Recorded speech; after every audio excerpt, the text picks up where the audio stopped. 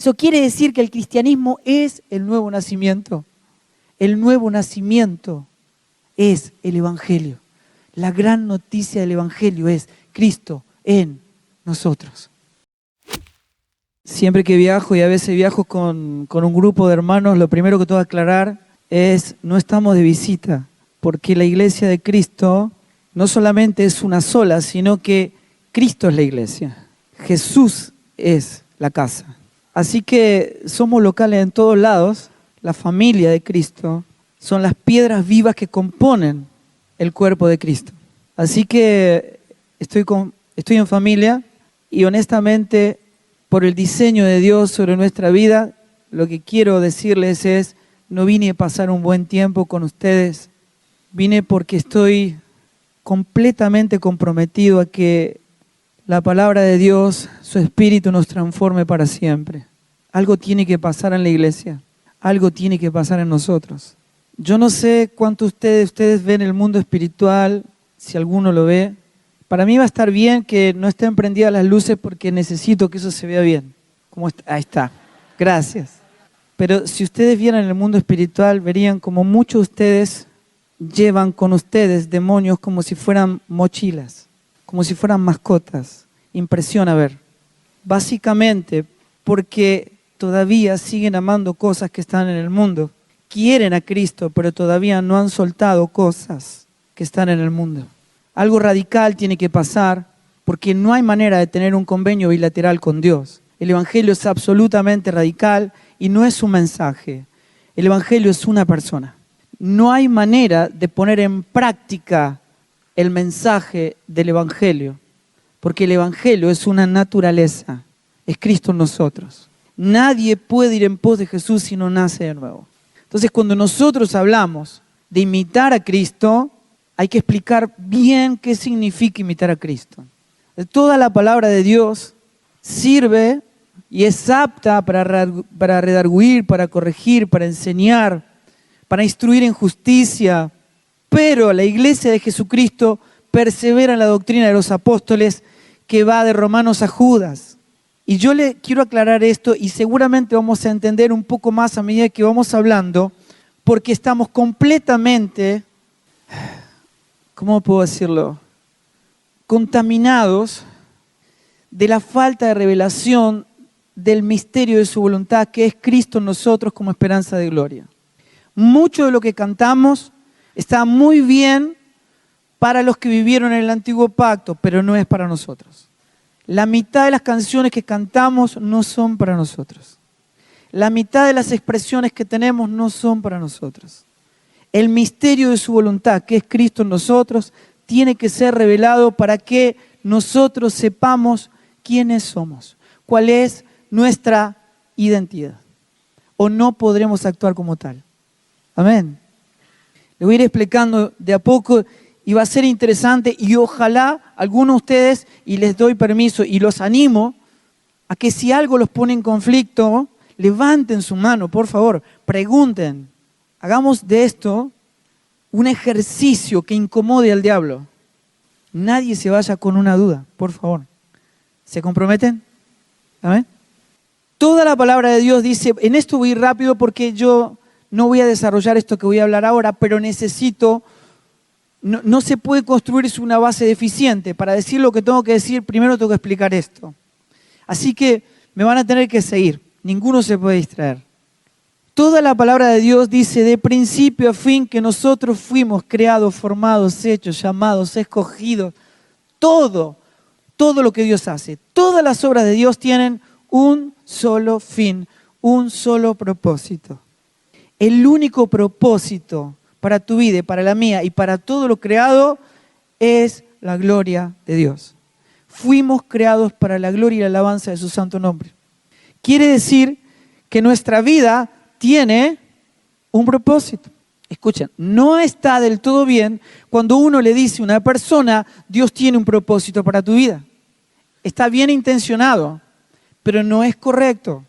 Dios no tiene un propósito para vos, para vos, para vos, para vos. Dios tiene un solo propósito y es su propósito. Y nos incluyó en Él. Amén. quiero ir rápido con esto. Este es el propósito de Dios. Toda la palabra de Dios dice exactamente lo mismo. Isaías 43:7, yo podría pasar toda la noche pasando versículos para que ustedes vean que la palabra de Dios dice siempre lo mismo y nunca dice otra cosa. Pero necesito darles por lo menos 2 o 3 versículos porque no voy a hablar específicamente de esto, pero que quiero que podamos hablar sobre esta base. Isaías dice, le voy a decir a todos los hijos que vengan de todos los confines de la tierra, a los llamados de mi nombre, que para gloria mía, dice Dios, los he creado, los formé y los hice. Todo lo creado, todo lo hecho, existe solo para la gloria de Dios. Ezequiel 36, 22, 23 y el 32 dice lo mismo, dice Jehová, el Señor, no lo hago por ustedes. ¿Sí me entienden? ¿Saben por qué digo esto? Porque capaz que mucha gente predica el Evangelio diciendo, Dios me ama tanto a mí, Dios te ama tanto a vos, que mandó a su Hijo morir por cada uno de nosotros para darnos vida eterna a nosotros. Ese no es el Evangelio. Eso es una parte de la verdad, pero no dice toda la verdad. Y una media verdad se convierte en una mentira. No es real. Ese no es el propósito del Evangelio. El propósito del Evangelio, que es Cristo mismo, porque el Evangelio, la palabra, la voluntad del Padre se encarnó y habitó entre nosotros. Jesús es la palabra encarnada y Jesús es la manifestación permanente de la voluntad del Padre, porque no hace otra cosa que la voluntad del Padre. Es que todo lo que hace Dios lo hace por amor de sí mismo. Por causa de mi santo nombre, santificaré mi gran nombre y sabrán las naciones que yo soy Jehová. Escuchen. Así pues, dice Pablo, que tenés que dar gloria a Dios hasta cuando comes un sanguchito de miga. ¿Entienden? O sea, así lo que comas o lo que bebas, todo lo que hagas, lo tenés que hacer para la gloria de Dios. Y entonces él dice, ¿ustedes nunca escucharon a alguien que diga, por ejemplo, estoy pidiéndole al Señor, estoy orando de trabajar menos para poder servir más al Señor? ¿Alguien escucharon decir algo de eso? No sé de dónde lo sacaron. No se sirve a Dios en la actividad. Hay una sola manera de servir a Dios y es lo que quiero hablarles. Dice Pablo que todo lo que hagas, lo hagas como para el Señor, como para su gloria. Quiere decir que nuestra vida se tiene que convertir en un culto racional. Todo lo que hago, donde trabajo, donde juego, donde estudio, donde vivo, todo lo que hago, lo hago para la gloria de Dios, como para el Señor. No existe un lugar donde se sirve, es en todo lugar donde estamos, somos la iglesia, es Cristo en nosotros, dando gloria a Dios en todo lo que hacemos. Amén. No hace falta dejar de trabajar para glorificar a Dios, que es para el motivo por el cual fuimos creados. Todo lo que sucede redunda para la gloria de Dios. Por eso dice, porque de Él, por Él y para Él son todas las cosas, a Él sea la gloria por los siglos. Amén. O sea que el gran fin de todas las obras de Dios es uno, y es la gloria de Dios. Ese es el motivo por el cual nosotros fuimos creados. La palabra de Dios dice que somos hechura suya, hechos para buenas obras, las cuales Dios preparó de... ¿Qué hizo Dios primero? ¿Las obras en las que íbamos a andar o a nosotros? Las obras en las que íbamos a andar las hizo de antemano. Quiere decir que nuestra vida tiene un diseño, que es andar en esas obras que Dios hizo de antemano. No hay un propósito específico para mi vida, sino que fui creado para hacer lo que Dios diseñó de antemano.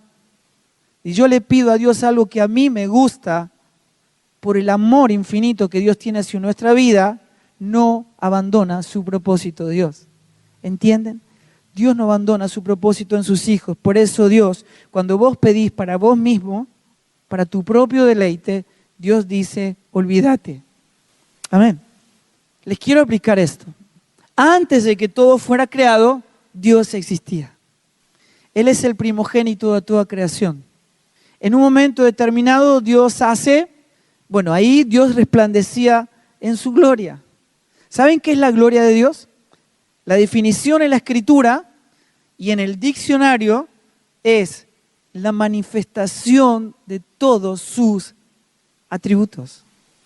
Todos los atributos de Dios manifestados expresan la gloria de Dios. Por eso el nombre de Dios son sus atributos. Por eso Él se define como el gran yo soy. Lo que se expresa de Él es lo que Él es.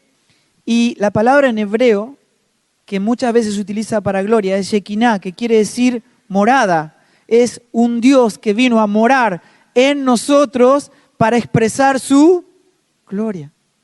¿Me siguen? En un momento Dios decide hacer la creación. Eso quiere decir que Dios no está en alguna parte de la creación, sino que la creación está en Él. Porque todo fue creado en Él, por Él y para Él. Amén. Y dentro de la creación estamos nosotros.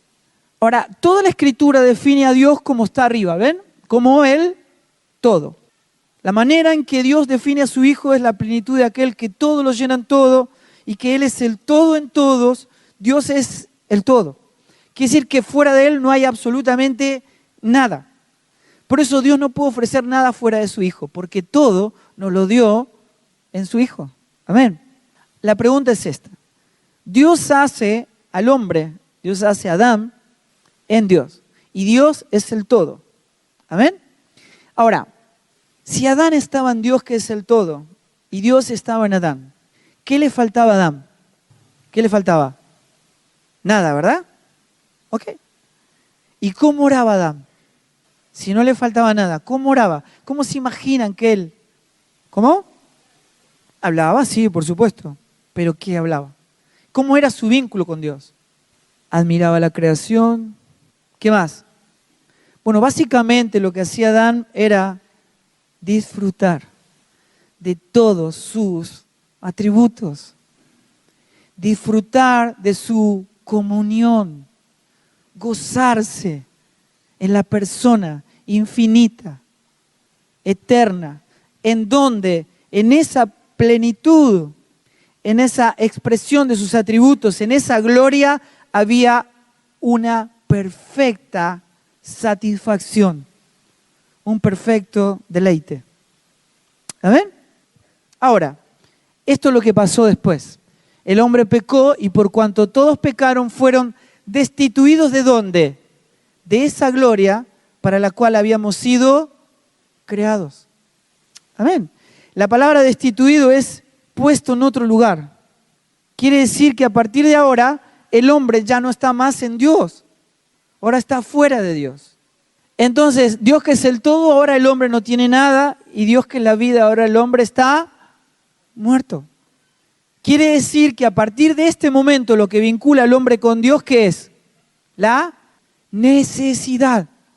Ahora el hombre no tiene nada y Dios tiene todo. Así que ahí lo vemos a David, lo vemos a cada uno de los hombres del antiguo pacto diciendo: Señor, no tengo nada, por favor, tengo hambre, me das comida, tengo frío, me das abrigo. Amén. Pero después pasa esto. ¿Cómo resuelve Dios esto? Bueno, dice que Él nos dio a conocer el misterio de su voluntad. ¿Saben cuál es el misterio de su voluntad? Lo dije hoy. Cristo, ¿en dónde? En, ¿no? Cristo en nosotros. Esa es nuestra esperanza, Colosenses 1, 26 y 27. Cristo en nosotros, como el misterio que permaneció oculto desde los siglos y las edades. Cristo en nosotros, esperanza de... O sea que la única esperanza de ser devuelto a la gloria de la que fuimos destituidos es Cristo en nosotros. ¿Me siguen? ¿Y qué se propuso el Padre en su beneplácito? Reunir todas las cosas, ¿dónde? En Cristo. Así las que están en los cielos como las que están en la tierra. Reunió todo, reúne todo en su Hijo, todo en Cristo y nos devuelve de nuevo a Dios. ¿A dónde nos devuelve? A la gloria. Él es nuestra esperanza de gloria. Amén. Entonces ahora, Cristo en mí, Cristo en nosotros es la vuelta al estado original. En este estado nunca más nos vuelve a vincular con Dios que la necesidad. ¿Me escuchan? Le voy a tirar un tip, no voy a hablar de esto, pero voy a patear el avispero en muchas cosas para que ustedes tengan la inquietud de agarrar la palabra de Dios y empezar a darse cuenta en cuántas de las cosas estamos tan lejos de que el misterio revelado, el misterio de su voluntad, que envió a los apóstoles a que nos revelen, que la mente apostólica la tenía perfectamente claro, pero a nosotros no nos entra porque Dios no le habla a la mente natural, porque no percibe las cosas del Espíritu, ¿verdad? Si no es a través de la mente de Cristo, este misterio no se nos revela nunca. Podemos leer 1000 veces el Nuevo Testamento y que nunca se nos revele el Nuevo Pacto. Así que no hay manera, por ejemplo, de que vos le puedas decir a tu hermano, acá le meto un lío porque es de la única manera en que nos saludamos y nos relacionamos. Ustedes no van a encontrar en la mente apostólica, en todas las cartas apostólicas, no hay jamás una expresión diciendo Dios te bendiga. ¿Por qué? Porque la mente apostólica entiende perfectamente que en Cristo fuimos bendecidos con toda bendición espiritual. Eso quiere decir que no hay ninguna bendición que yo tenga que recibir mañana, porque todas las bendiciones me fueron concedidas ¿en quién? ¿Y dónde está Cristo? Ustedes van a hablar de bendiciones y de proferir bendiciones en el antiguo pacto, pero no en el nuevo. Ustedes van a leer las cartas apostólicas, se van a tener un compendio de saludos, pero nunca Dios te bendiga. En Cristo no hay ninguna promesa de Dios que tengamos que recibir. Eso lo decía David, Moisés, Josué, diciendo, mira que te mando que te esfuerces y que seas valiente y yo Jehová tu Dios estaré contigo donde quiera que vayas, ¿no es cierto? Podemos ponerlo en la heladera y poner un cartel bien grande que diga abajo, esto fue para Josué, pero no es para nosotros, porque Dios ya no está conmigo. ¿Dónde está? En mí. Y no es a base de esfuerzo, es muriendo. Es estando crucificado juntamente con Cristo para que no viva yo, sino que viva Cristo en mí. Entonces no hay ninguna bendición porque la palabra dice, todas las promesas en Cristo, en Él son un sí y en Él son un... ¿Me siguen? Escuchen. Porque estamos completos en Él. Si nosotros no se nos revela que Él para nosotros es la plenitud de aquel que todo lo llena en todo, que estamos completos en Él, que en Cristo no hay bárbaro ni escriba, no hay circuncisión ni circuncisión, no hay bárbaro ni escita, no hay nada, no hay Pedro ni Juan ni arquitecto, no, porque en Cristo Él es el todo en todos, no hay otra cosa en la iglesia que no sea Cristo, que cuando uno va a Cristo muere, porque no hay otra cosa que no sea Cristo. Por lo tanto, yo no puedo decir a Dios en una circunstancia difícil, Señor, ayúdame. Lo podían decir los que estaban en el antiguo pacto, pero no nosotros, porque Dios no me ayuda. Vos te tenés que morir para que el Todopoderoso se manifieste en tu vida en poder. Cuando vos decís, Señor, dame fuerzas, ¿qué hace el Espíritu Santo? ¿Te da fuerzas? ¿Sabes qué hace? Te debilita para matarte, ¿me entendés?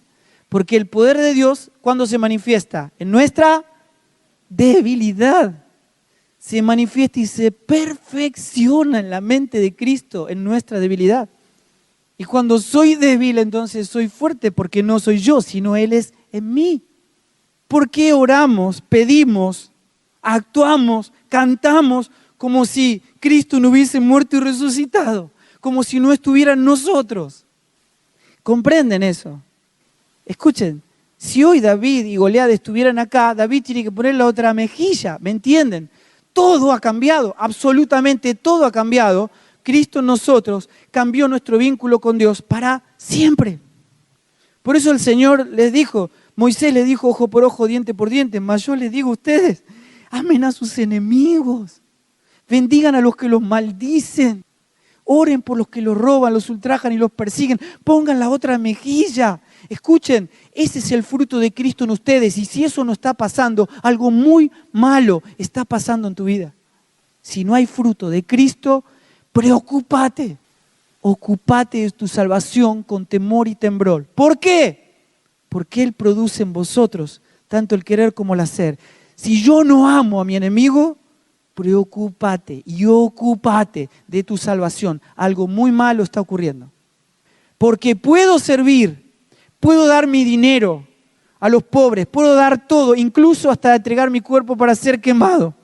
Pero no puedo amar a mi enemigo porque puedo tener una actitud de servicio. Lo que no puedo reproducir es la vida de Cristo. Porque si no nazco de nuevo, no puedo ver el reino de Dios. Estoy muerto. ¿Sí me entienden? Ok. Entonces, quiero hablarles de la identidad. ¿Cuál es nuestra identidad? La palabra de Dios dice en Colosenses 3:3, porque habéis muerto. ¿Me pueden decir en qué tiempo está? Pasado. A ver si se los puedo explicar. Jesús estuvo entre nosotros en carne y hueso, murió, resucitó, fue al Padre, fue glorificado, ¿y qué hizo? Volvió. ¿Cómo volvió? Impartiéndose en vida en un nuevo cuerpo espiritual que es la iglesia, del cual Él es la cabeza. O sea que la mente de Cristo es un estado de gobierno, porque ningún miembro tiene voluntad propia. Todo lo que está en el cuerpo de Cristo está gobernado por la mente de Cristo, que es la cabeza. ¿Amén?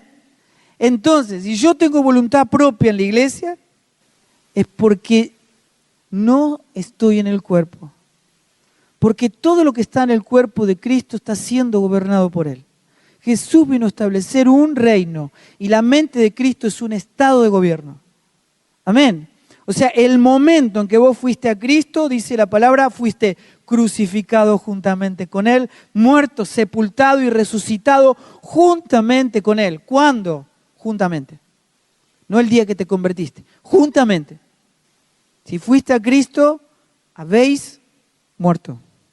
Ustedes van a entender que la mente apostólica no es que ustedes se tienen que convertir en Cristo, sino que se tienen que convertir en lo que ya son. Se les tiene que revelar por el Espíritu lo que ya somos. Nosotros estamos, ¿cómo? Muertos. ¿Lo pueden decir conmigo? Yo estoy muerto. Cuando un hermano, una persona te ofende, te lastima, te trata injustamente, vos tenés que decir, yo sé quién soy. Sé cuál es mi identidad. No vivo yo, vive Cristo en mí. Colosenses 3:3, yo estoy muerto. Cuando te cuesta amar a alguien, repetidlo una y otra vez. Lleva todo pensamiento cautivo a la obediencia a Cristo y decí, yo estoy muerto. Tratá de ir a un velatorio y tratá de insultar a un muerto y fíjate si se ofende. No hay manera. Si fuiste a Cristo y si naciste de nuevo, esta es tu identidad. Un cristiano, un hijo de Dios, somos hijos, ¿verdad? Este es el, digamos, estuve bien ahí, ¿no? Bien. Si somos hijos, nuestra identidad es muertos a nosotros mismos, vivos en Cristo Jesús. Llevo la muerte de Cristo a todas partes para que la vida de Cristo se manifieste en mí. Y si esto no pasa, olvídense, chicos, no hay evangelio. Porque ese es el evangelio. Limpiad la levadura vieja para que seáis masa nueva, así como lo... ¿Qué está diciendo? Conviértanse, o sea, limpiad la levadura vieja para que seáis nueva masa, conviértanse en nueva masa, conviértanse en lo que ya son. Amén. ¿Se acuerdan la parábola del hijo pródigo? Él estando en la casa, y ahí volvemos al concepto de los gráficos que vimos, que interpretan exactamente el propósito eterno de Dios. El hijo pródigo estando en la casa se fue de la casa y perdió. Cuando no tenía nada, dijo, voy a volver, dice, volviendo en sí, dijo, estoy loco, Yo estoy loco. En mi casa, que es Cristo para nosotros, que es Belén, la casa de pan, el más pequeño de los jornaleros siempre tiene pan en su mesa, porque es la casa de pan. Y yo estoy acá, siendo hijo, perteneciendo a la casa, estoy anhelando comer lo que comen los cerdos. Voy a volver a la casa y le voy a decir a mi padre que me haga como uno de sus jornaleros. Cuando vuelve a la casa, ¿lo hizo como uno de sus jornaleros? No. ¿Por qué? Porque es hijo. ¿Me siguen? Entonces, le devuelve su condición de hijo y le devuelve entonces ¿qué? Todo. Todo. No vamos a Dios para obtener perdón de pecados, vamos para obtener redención. Redención quiere decir vuelta al estado original. Cristo es el todo, Dios es el todo. Volvemos a la gloria, al todo de la cual fuimos destituidos. Amén. Así que el Hijo mayor dice, ¿cómo vos no hiciste nunca una fiesta como le estás haciendo a él que se fue y perdió todo? Y yo te serví siempre. ¿Ven? Él estaba actuando como un siervo, pero no tenía la mente de hijo. Y entonces le dice, hijo, ¿de verdad me lo decís? Mirá todo, ¿ves todo? ¿Ves todo? Hijo, todo es tuyo. ¿Me siguen? O sea que yo puedo ser hijo y nunca se me revele que en Cristo me fueron concedidas todas las cosas, que ya no necesito nada, porque Cristo en mí es el todo en todos. Y entonces sigo le pidiendo a cosas a Dios que ya me fueron dadas. Y si le pido a Dios lo que ya me fue dado, lo que ya me fue concedido, ¿qué estoy haciendo? Básicamente perdiendo el tiempo. ¿Me siguen? Si yo espero un colectivo que ya pasó, ¿qué estoy haciendo? Perdiendo el tiempo. ¿Entienden? Es como si yo fuera un micrófono como este y el micrófono le dice a Dios, Señor, haceme un micrófono, haceme un micrófono. Y el Señor le dice, lo que me estás pidiendo, yo ya te lo concedí, solo que no se te revela. No lo ves. Amén. Conviértanse en lo que ya son, actúen como lo que ya son. Toda la mente apostólica se trata del conocimiento, de la revelación de quiénes somos, nuestra identidad. Amén. Si alguno está en Cristo, es nueva criatura. ¿Qué quiere decir eso? Que Dios no restaura la vida de nadie. ¿Por qué hablamos de restauración? Ustedes quieren, si quieren comprar muebles viejos y usados, vayan a una casa de restauración. Dios no hace eso. Dios hace nuevas todas las cosas.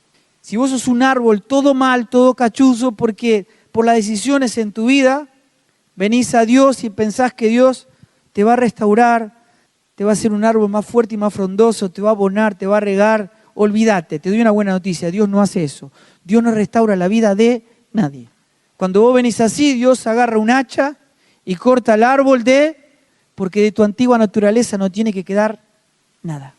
Y siembra una nueva semilla con una nueva naturaleza, que cuando crece da fruto. ¿Y qué fruto da? Cristo. ¿Cuál es ese fruto? Gálatas 5, 22 y 23. Amor, gozo, paz, paciencia, benignidad, bondad, fe, mansedumbre, templanza, el carácter, la vida, el corazón, la expresión de la manifestación de la vida de Cristo en nosotros. ¿Se entiende? Escuchen, no se tienen que convertir en eso. Ya lo somos los que han nacido de nuevo. Yo no sé cuántos han nacido de nuevo ustedes, pero si no hay fruto de Cristo, ocúpense de su salvación con temor y con temblor. Servir a Dios no les va a ayudar en nada. Más vosotros tenemos la mente de Cristo. El que está en Cristo, el que nació de nuevo, el que tiene la naturaleza de Cristo, tiene la mente de Cristo. Les estoy hablando de la identidad de un hijo de Dios. Ya no piensa, ya no razona, porque está muerto. ¿Quién piensa por él? Cristo. ¿Quién razona por él? Cristo. ¿Quién hace justicia? Cristo. Por eso Pablo dice que ya no vivo yo y todo lo que vivo lo vivo en la fe del Hijo de Dios y ya no tengo mi propia justicia, sino la justicia de Cristo. Amén. ¿Cuál es la justicia de Cristo? Que el inocente muere por el culpable. ¿Saben qué quiere decir eso? Que la culpa la tiene el otro. ¿Y quién se muere? Vos.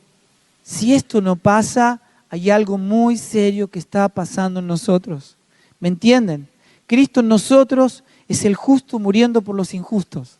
Es amar al que no merece ser amado. Es perdonar al que no merece ser perdonado. Si buscás justicia humana, o sea, que el culpable pague, no hay manifestación de Cristo en nuestra vida. Amén. Con Cristo estoy justamente crucificado. ¿Saben qué dice Pablo acá? Mi estado permanente, todo el tiempo, es estar crucificado juntamente con Cristo. Muerto a mí mismo. ¿Para qué? Bueno, para que no viva yo, sino que viva Cristo en mí. Si ustedes me ven a mí, fracasé. Lo que tienen que ver es a Cristo, porque yo ya no vivo, vive Cristo en mí. Mi identidad, la identidad de todos los hijos de Dios que componemos el Cristo corporativo es Cristo. Así que no existen líderes en la iglesia. Hay un solo líder, que es Cristo. ¿Me siguen? Vos te tenés que morir. Tenés que actuar como lo que sos. Yo estoy muerto. Cristo es el único líder de la iglesia. Es al único que hay que seguir. Y nosotros estamos incluidos en Él. Somos Cristo. Somos su cuerpo. ¿Amén? Le hago esta pregunta y ustedes me van a saber decir. Cualquiera que pertenece a la iglesia de Cristo puede decir, somos la iglesia de Cristo, por lo tanto, hacemos la obra para Dios. ¿Está bien? Uno viene, puede decir, estamos haciendo esto, lo otro, tenemos comedores, tenemos esto y aquello, lo hacemos para Dios. Y uno dice, amén. Ahora yo pregunto esto, ¿esta frase dice lo mismo? O sea, ¿esto es igual? Es distinto. En la primera frase, ¿quién hace la obra?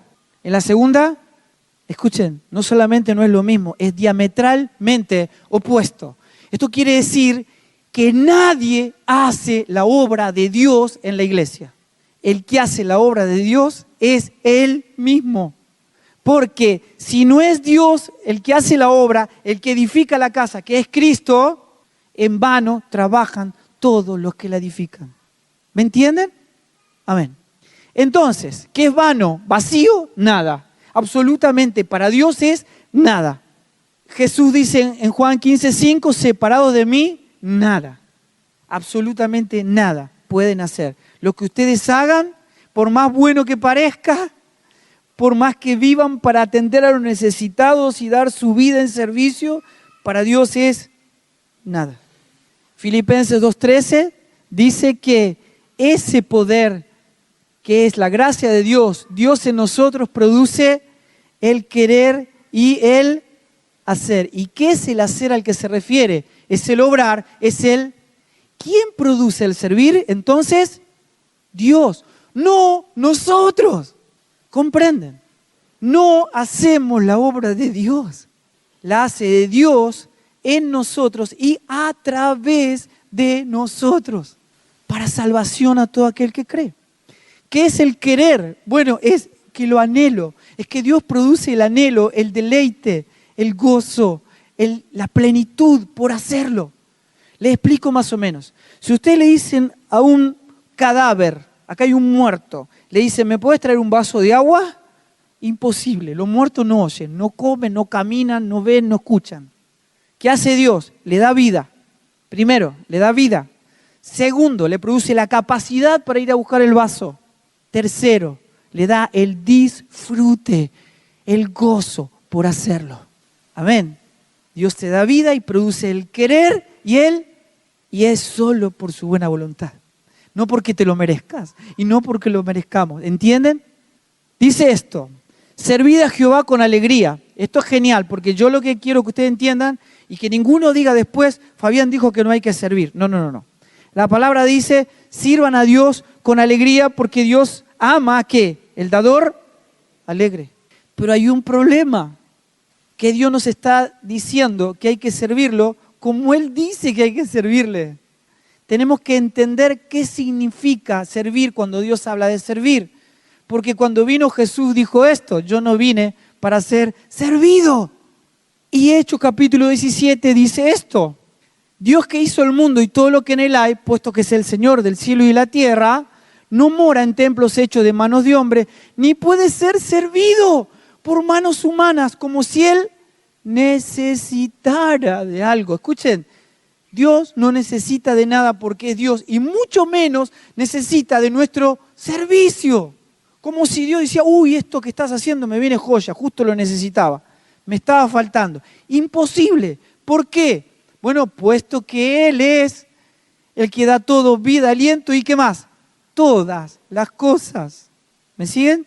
Ahora, lo que Pablo está expresando es que ese Dios que no necesita de nuestro servicio se viene a convertir en todo lo que nosotros, ¿qué? Necesitamos. Entonces él dice esto: porque si anuncio el evangelio no tengo de qué jactarme. ¿Saben por qué? Porque no lo hice yo. No me lo pueden agradecer, nadie me lo puede agradecer, porque no lo hice yo. No puedo gloriarme, no puedo jactarme. ¿Saben por qué predico el evangelio? Porque me es impuesta necesidad. ¿Ustedes entienden? Servimos a Dios no porque Dios lo necesite, sino porque lo necesitamos nosotros. Amén. No puedo, yo si Cristo está en mí, no puedo estar ocioso. Necesito ir a buscar al perdido. Porque si Dios no está produciendo en mí el querer, el amar al perdido, algo muy serio está pasando en mi vida. Si estoy cómodo en el cuerpo de Cristo, algo muy serio está pasando en mi vida. Porque el evangelio no es para nuestra comodidad, es para todo lo contrario, es para incomodarte. Amén. Y entonces dice, escuchen, yo no voy a tomar becerros de tu casa. ¿Por qué? Bueno, básicamente porque toda la bestia del campo y del bosque es mía. Es como que yo entre a tu casa, agarre algo de tu casa y te diga: toma, te lo regalo. ¿Qué le podés dar a Dios si todo es de Dios? Y entonces dice: si yo tuviera hambre, no te lo diría a ti, porque mío es el mundo y su plenitud. Escuchen, Dios no come cordero, pero por algún motivo le gustó más la ofrenda de Abel que la de Caín. No le importa el cordero. Él vio el corazón de Abel, que habla hasta el día de hoy. ¿Se entiende? Marcos 2:17 dice: los sanos no tienen necesidad de médicos, sino los enfermos. No he venido a llamar a justos, sino a pecadores al arrepentimiento. Escuchen, los enfermos no sirven a los médicos. ¿Qué hacen los enfermos? Siguen las prescripciones de los médicos. ¿Para qué? Para tener vida. La única obra del ministerio es la obediencia. Amén. Por eso Dios no llama a nadie al ministerio, llama a la obra del ministerio. Y si sos obediente, Dios es el que impulsa los ministerios. Amén. Eso dice la palabra. Miren lo que dice esto porque es muy importante. Dice: pero al que obra no se le cuenta el salario como gracia, sino como deuda. Al que obra no se le cuenta como gracia. ¿Por qué? Porque trabajó. Y si trabajó, merece un salario. Si vos trabajaste todo el mes, viene y te dice: toma, te regalamos esta plata. ¿Qué me regalás? Yo laburé, es mi sueldo. Si obrás, no es regalo, es deuda, es salario. ¿Entienden? Pero la palabra de Dios dice: pero al que no obra, sino que cree en aquel que justifica al impío, su fe le es contada por justicia. No hay manera de poner a Dios en el carácter de beneficiario. Dios no se beneficia con nuestro servicio. Los únicos beneficiados somos nosotros. ¿Me siguen? En lo que requiere diligencia, dice: no perezosos, fervientes en espíritu, ¿qué más? Sirviendo al Señor. ¿Me entienden? No puedo estar ocioso. No puedo. Me es impuesta necesidad. Necesito servirle. ¿Pero de qué manera? Servimos a Dios, pero no hacemos el trabajo para Dios. El trabajo lo hace Él, en nosotros y a través nuestro. He aquí, dice: como los ojos de los siervos miran la mano de sus señores, y como los ojos de la sierva la mano de su señora, así nosotros miramos a Jehová nuestro Dios hasta que tenga misericordia de nosotros. ¿Saben lo que está diciendo? Observamos las manos de Dios obrando en nuestra vida y miramos cómo Él hace la obra en nosotros y a través nuestro, como esperando recibir misericordia. Es la manera en que se sirve a Dios. Le voy a explicar. Miren, por ejemplo, servir a Dios no es como sirve un mozo, por ejemplo. El mozo viene y te sirve a la mesa, pero él está haciendo algo del cual vos vas a decir, gracias. ¿Entiende? Está haciendo algo, está haciendo una labor. Eso merece un agradecimiento, una recompensa. La manera de servir a Dios, dice la palabra, que es como un instrumento, como una herramienta en las manos del maestro. Es como si fuera un destornillador, que el Señor viene y agarra el destornillador y va y hace la obra contigo. Pero la obra la hace Él. ¿Se entiende? O sea que el destornillador solo nada puede hacer. Sin mí nada podés hacer. Pero viene el maestro, lo toma en sus manos y Él hace la obra en nuestra vida. Pero todo lo hace Él. Por lo tanto, nadie puede agradecerle al destornillador, porque la obra la hace el Señor. Por lo tanto, toda la gloria, ¿para quién es? ¿Sí me entienden? Quiere decir que en la iglesia de Cristo no cuenta la experiencia. No hay jerarquías en la iglesia, porque nadie hace la obra, solo Dios. Todos somos iguales delante de Él. Pero no hay manera de que Dios haga la obra si no estás muerto. Amén. Si no actúas como lo que ya sos, si es que naciste de nuevo. Miren, es tan fácil guiar a una persona que está muerta, mansa, que se deja llevar, y es tan difícil guiar a alguien que se cree talentoso. Digan, miren, es imposible. Por eso Dios no usa gente que se cree talentosa, que está viva o que se cree capaz. Dios usa gente muerta, porque Él las puede usar como Él quiere. Amén. Si alguno habla, hable conforme a las palabras de Dios. No opine, no interprete, no dé consejos. Lo único que tiene que decir es lo que Dios dice. En la iglesia no dicen ni los apóstoles, ni los pastores, ni los líderes. Nadie dice en la iglesia, solo Dios dice. Si hablás, tenés que hablar conforme a la palabra de Dios. Y si ministrás, tenés que ministrar conforme al poder que Dios da. Si no hay Cristo en vos, no hay poder de Dios. Porque el Todopoderoso es Él. La iglesia no es una expresión de servicio, es la manifestación de la vida del Todopoderoso en nosotros. ¿Amén? Nadie me está preguntando nada, pero me imagino que están entendiendo, ¿o no? ¿Está difícil? ¿Estoy hablando difícil? ¿No? Ok. Pablo dice, por gracia soy lo que soy. No hice, ¿sabe qué está diciendo? No hay ningún mérito mío, no fui capaz, nada de lo que hay en mí tiene valor, yo no hice nada. Todo lo hizo la gracia de Dios en mí. Ahora, antes yo he trabajado más que todos ellos, pero no yo, sino la gracia de Dios conmigo. Porque o sea yo o sean ellos, así predicamos y así hemos creído. ¿Saben qué está diciendo Pablo? Está hablando con los hermanos de Corinto, y les está diciendo, escuchen, déjense hablar tonterías. Si vamos a hablar de servir, yo serví más que todos ustedes. Lo que yo le quiero explicar es que no fui yo, fue la gracia de Cristo en mí. Nadie obra en la iglesia, solo Él, por su gracia. Y Pablo dice esto en Romanos 15, 18, porque yo ni loco, yo no osaría jamás hablar de otra cosa que no sea de lo que Cristo ha hecho por medio de mí. Yo no hago nada. Todo lo hace Dios por medio de mí. Amén. Bueno, ya sabemos que no obramos nosotros. Y la obra de Dios depende exclusivamente de que no obremos. Si obramos, la obra es nuestra, pero no de Dios. Pero si nos entregamos muertos en sus manos para que Él se manifieste en vida, entonces la obra tiene dueño, es de Dios. Amén. La pregunta es, ¿cómo ocurre esto? Y estamos terminando, ¿eh? Presten atención. Uy, ¿qué pasó acá? Ahí está. Dice Mateo 7:21, no todo el que dice Señor, Señor, escuchen, entrará en el reino de los cielos. ¿Saben qué te está diciendo? No es ni lo que decís, ni siquiera lo que haces. Es quiénes somos. Es una naturaleza. No importa lo bien que te portes, si guardás todos los mandamientos, no importa, no cuenta. Es una naturaleza. No hay manera que vos, todas tus obras puedan convertirte en hijo.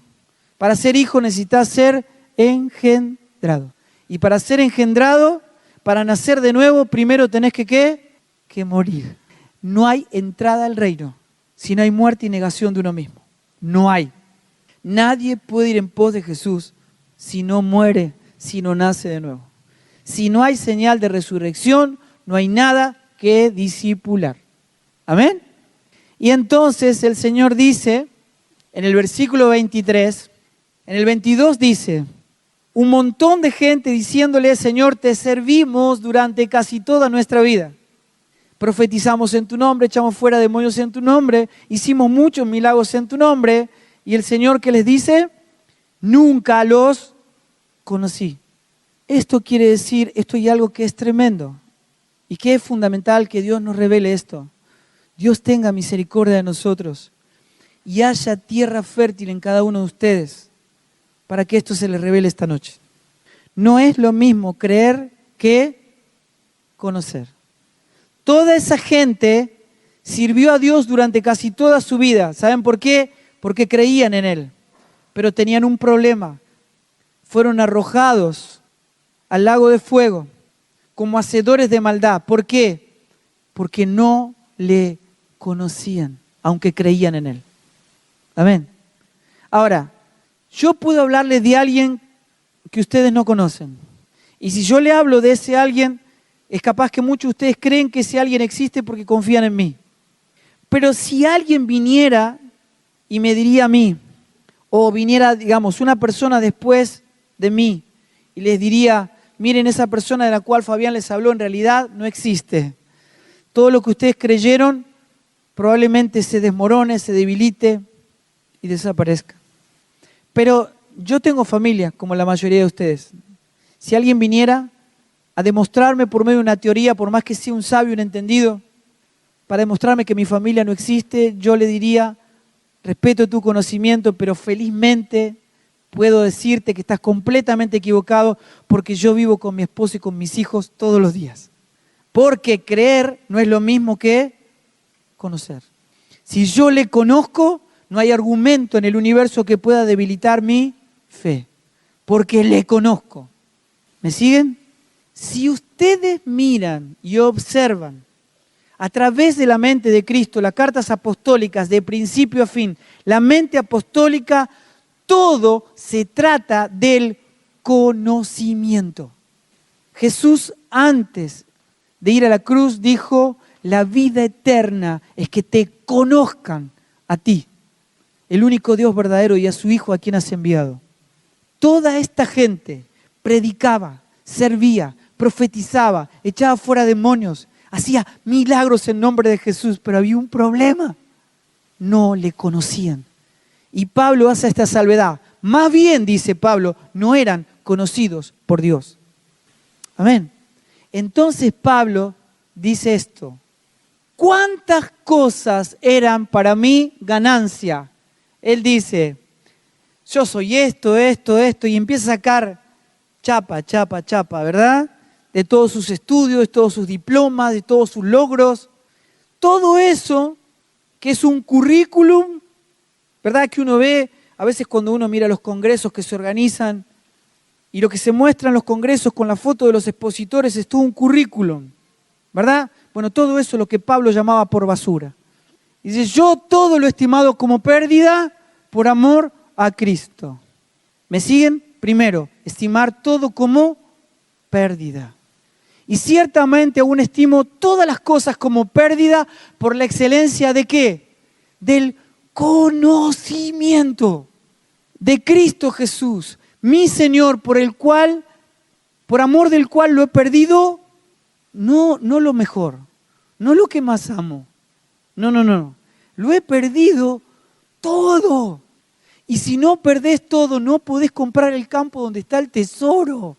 Olvídate, vas a ser un evangélico toda la vida, pero nunca le vas a conocer, porque de la única manera que se le puede conocer es perdiéndolo todo. Estimar todo como pérdida. Y lo tengo por basura. Para ganar a Cristo y ser hallado, ¿en qué posición? En Él, ya no con Él, en Él. ¿Me siguen? Si no pierdo todo, nunca voy a ser puesto por el Padre en Él. Amén. Y miren cómo sigue. No teniendo mi propia justicia, sino la de Cristo. La de Él es por la ley, pero la de Cristo es por la fe. La justicia que es de Dios por la fe, a fin de conocerle. La única manera de conocerle, para que cuando yo me encuentre cara a cara con Él, Él me diga, hijo, te estaba esperando, te conozco, buen siervo fiel, en lo poco fuiste fiel, en lo mucho te pondré, entra en la presencia del Señor, porque te conozco. Amaste al que no merece ser amado, perdonaste a quien no merece ser perdonado y lo hiciste con gozo, como un dador alegre, como Cristo, mi Hijo, que fue a la cruz alegremente, porque puso el gozo delante de Él. Entonces no le dio importancia a lo oprobio, no le importó cuánto iba a sufrir, no le importó nada, porque nos vio a nosotros como el tesoro de su vida. Puso el gozo y nosotros somos el gozo de Él. No podés amar a Dios, no podés servir a Dios si no es como un dador alegre por el gozo, por el deleite, por la plenitud que produce el Espíritu en mí, en el querer y en el hacer, por su buena voluntad, por pura gracia, por derecho reservado de Dios. Esto es Made in cielo. No lo podemos hacer nosotros, lo hace Él.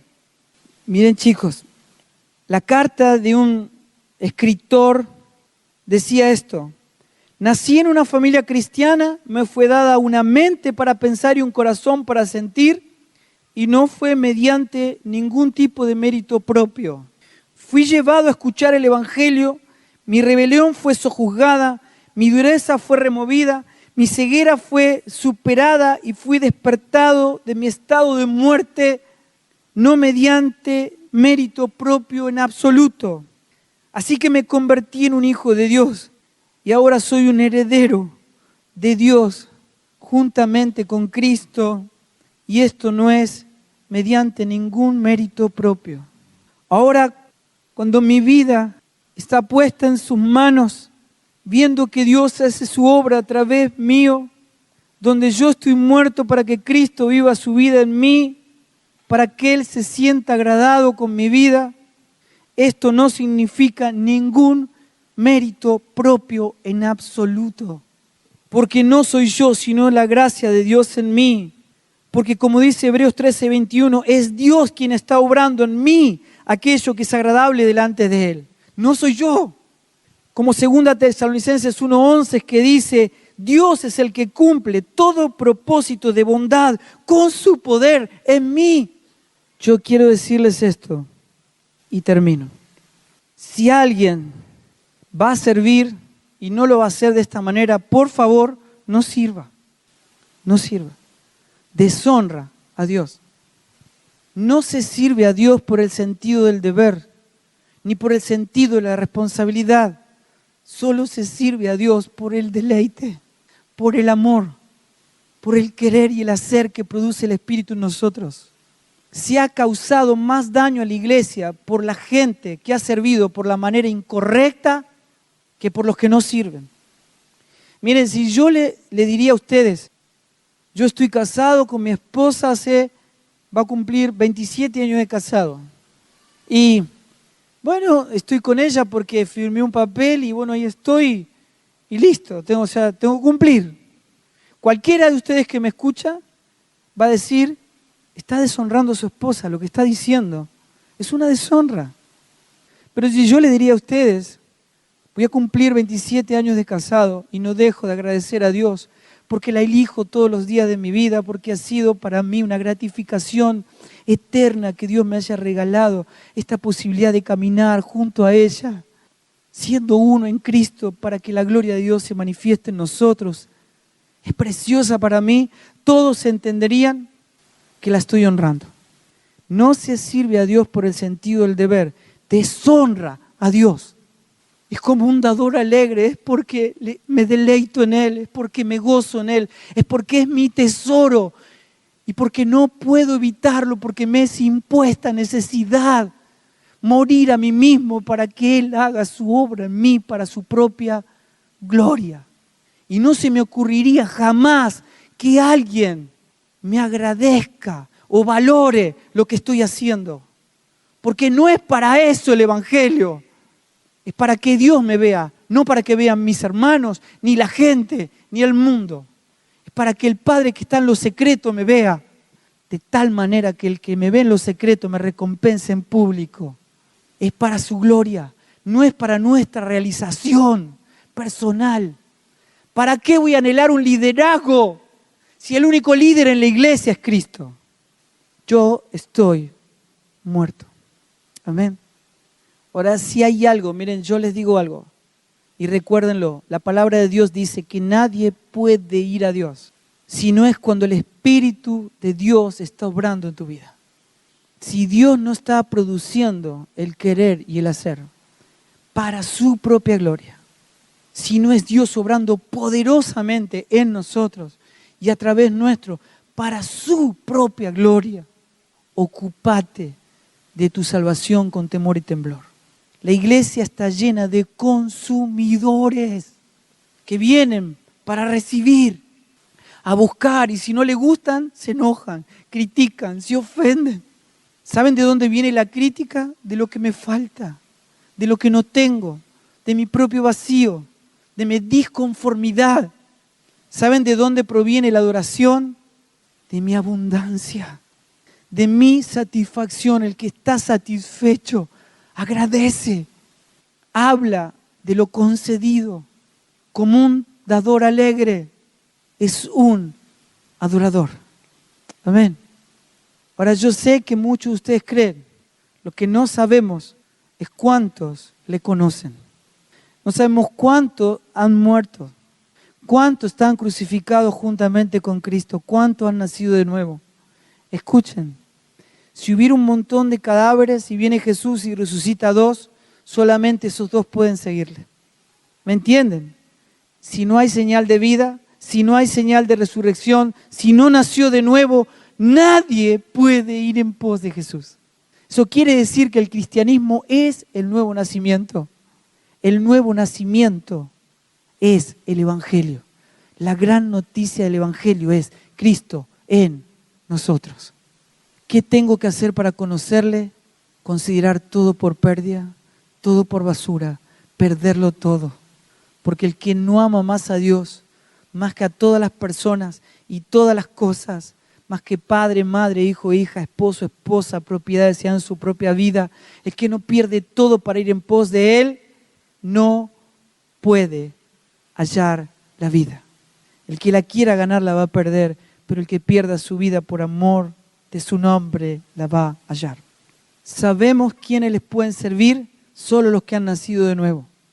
¿Y cómo les sirven? Estando muertos.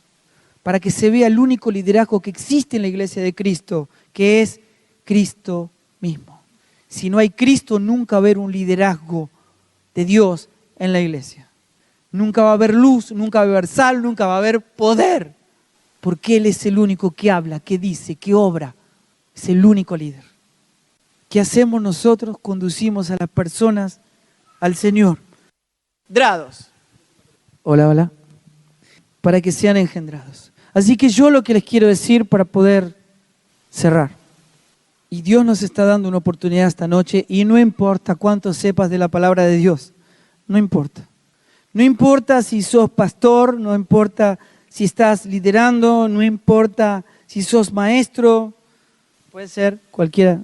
Ok. Hablo así. Hola. Hola. Ahí está. No importa. Jesús vino y habló con los fariseos y le dijo, miren ustedes, conocen la palabra de Dios como nadie, más que todo el pueblo, sirven más que todo el pueblo. La gente los admira, la gente quiere ser como ustedes, pero saben que están muertos, son bellos por fuera, la gente los ve bellos, pero por dentro hay muerte, hay inmundicia. Y le dijo a uno de ellos, Nicodemo, si no naces de nuevo, no vas a poder ver el reino de Dios. Nicodemo, estás muerto. Y va a pasar como en Mateo 7, como en Mateo 25, como en Apocalipsis 3. Gente diciendo, Señor, te servimos durante toda la vida. Y Él va a decir, nunca los conocí. Así que yo le voy a pedir que por favor, yo no puedo ver el corazón de ustedes, ni ninguno de los que está acá puede ver el corazón de ustedes. Pero Dios sí lo ve. Y es imposible que Dios sea burlado. No importa. Hagas lo que hagas. Vayas a donde vayas. Te muestres como te muestres. No hay manera de burlar a Dios. No hay manera de engañarle. Dios dijo de David, he encontrado en David un varón con un corazón conforme al mío, él va a hacer todo lo que yo quiero. Yo muero, mirá, entrego mis brazos, mis piernas, todo, para que Dios diga eso de mí. De repente vi una mujer que estaba casada, se convierte en un adúltero y manda a asesinar al esposo de esta mujer. Y de repente, aquel que Dios decía que tenía el corazón conforme al de él, se convierte en un adúltero y en un asesino y sigue tomando decisiones como si nunca hubiese pasado nada. Hasta que viene alguien y lo hace entrar en razón. Y él le cuenta una historia de una oveja criada por una familia como si fuera su propia hija, gente pobre que había tratado a esa corderita como si fuera su propia hija, comiendo de su propia mesa. Y había un rico que tenía multitud de ganado. Y cuando viene un amigo del rico, en vez de tomar uno de esa multitud de su ganado, va y toma la única corderita de esa familia y la mata para darle de comer a quien venía de camino. David se levanta en furor, enojado, y dice que ese hombre merece la muerte. Y el profeta le dijo, David, ese hombre eres tú, ese hombre sos vos, David. De repente David vuelve en sí y él dice, Dios mío, contra ti, solo he pecado contra ti. Todo el tiempo, de día y de noche, tengo mi pecado frente mío. Te ruego, por favor, por la multitud de tus misericordias, que tengas compasión de mí y perdones mis pecados. Servimos a Dios, hacemos cosas para Dios desde nuestra perspectiva, amando todavía cosas del mundo y actuamos como si no pasara nada. Y tiene que venir Dios para que el Espíritu Santo ponga todos tus pecados delante tuyo y pueda decir contra ti, solo he pecado contra ti. Que la multitud de tus piedades perdonen mis pecados. Yo voy a pedirles que por favor, ¿quién hoy va a tomar la decisión de perderlo todo a fin de conocerle? Estoy dispuesto a perderlo todo, cueste lo que cueste, no hay vuelta atrás. Es la decisión de mi vida. Ya no voy a vivir yo, sino Cristo en mí. Renuncio a mi proyecto de vida. No importa por el cual me esforcé toda mi vida, los sueños que tuve durante toda mi vida. Dios no financia el sueño de nadie porque fuimos creados para su gloria. Es su propósito quien se tiene que cumplir en mí. El que hoy va a decidir perderlo todo para ser conocido por Dios. Porque muy pronto, escuchen, muy pronto, de verdad muy pronto vamos a estar cara a cara con el Señor. Por favor, le ruego que se ponga de pie y tome esta decisión conmigo, por favor. Entendiendo que es solo Dios quien ve nuestros corazones.